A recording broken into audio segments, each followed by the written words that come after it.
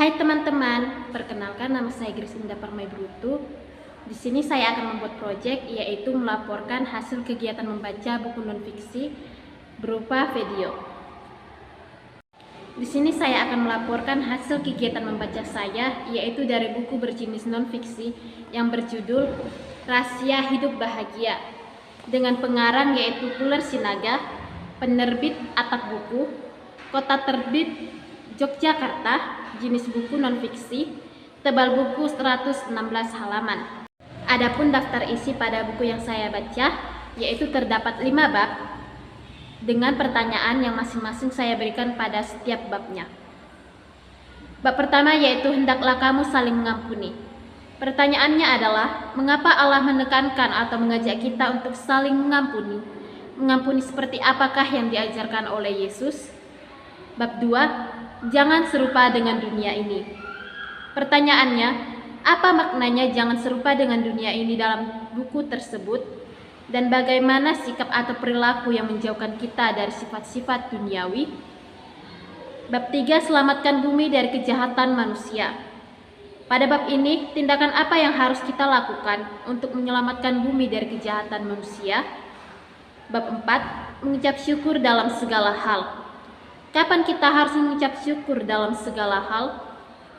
Bab 5, menghargai orang lain.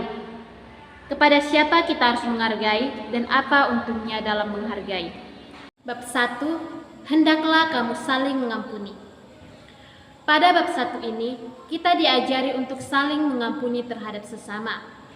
Dalam Efesus bab 4 ayat 32 dikatakan, tetapi hendaklah kamu ramah seorang terhadap yang lain, penuh kasih mesra dan saling mengampuni, sebagaimana Allah di dalam Kristus telah mengampuni kamu. Ini merupakan perintah Allah kepada kita untuk saling mengampuni, sebab Allah saja sudah terlebih dahulu mengampuni kita. Maka kita juga harus saling mengampuni. Mengampuni bukan hanya sekedar memberi kesempatan 1, 2, atau 3 kali, melainkan pengampunan itu tanpa batas. Sebagaimana yang dikatakan Yesus kepada Petrus, tidak cukup engkau harus mengampuninya sebanyak 70 kali 7 kali. Bab 2 yaitu, janganlah kamu serupa dengan dunia ini.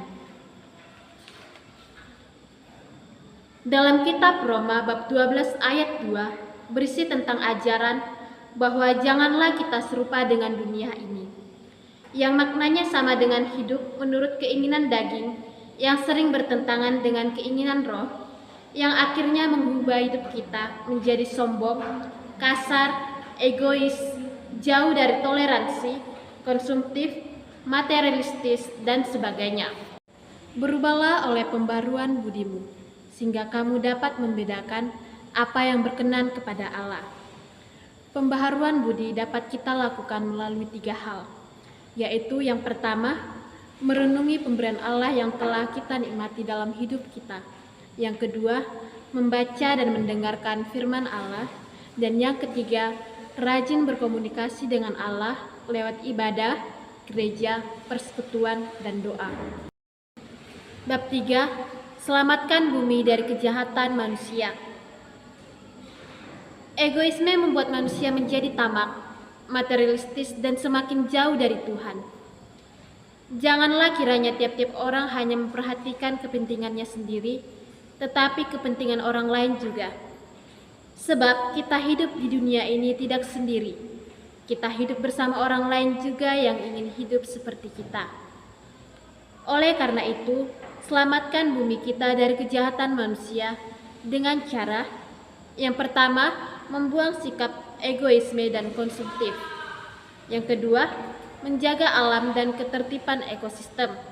Dan yang terakhir, menjalin komunikasi terhadap sesama secara toleran. Bab 4, mengucap syukur dalam segala hal. Pada bab 4, firman Tuhan mengajak kita untuk mengucap syukur kapan saja dan dalam segala hal. Apapun yang terjadi dalam hidup kita adalah atas sepengetahuan Tuhan. Jika kita menyadari bahwa kita hidup atas kehendak Tuhan, maka kita tidak perlu mengeluh atas apa yang telah terjadi di dalam hidup kita, tetapi sebaliknya, yaitu mengucap syukur. Paulus berkata, "Jika ada makanan dan pakaian, maka cukuplah. Oleh sebab itu bersyukurlah kepada Tuhan yang masih memberikan hal itu kepada kita. Diberinya kepada kita kesempatan melakukan pendidikan kita dengan baik, makan yang lahap, berjalan dengan lancar, tidur dengan nyenyak, bahkan bicara dengan baik. Dan yang paling penting adalah kita masih bisa bernafas. Maka bersyukurlah di setiap waktu dan di setiap segala hal." Bab 5. Menghargai orang lain. Sudahkah kita menghargai orang lain? Menghargai bukan karena orang lain lebih tua dari kita, atasan kita, lebih kaya, atau orang yang lebih-lebih lainnya dari kita. Menghargai dilandasi atas sama-sama ciptaan Allah dan umat-Nya yang dikasihi.